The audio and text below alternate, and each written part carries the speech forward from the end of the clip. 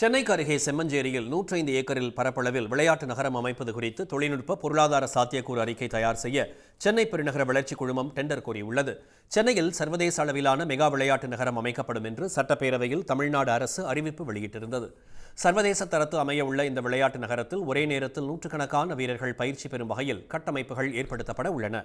நீச்சல் வளாகம், badminton, table tennis, volleyball, gymnastics பயிற்சி கூடங்கள், ஹாக்கி மைதானம் என 20க்கும் மேற்பட்ட விளையாட்டு அரங்குகள் அமைய உள்ளன.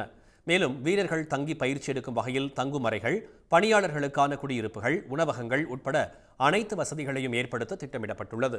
இதற்காக OMR சாலையில் உள்ள செம்மஞ்சேரியில் சத்யபாமா பல்கலைக்கழகம் அருகே 105 ஏக்கர் நிலம் தேர்வு செய்யப்பட்டுள்ளது.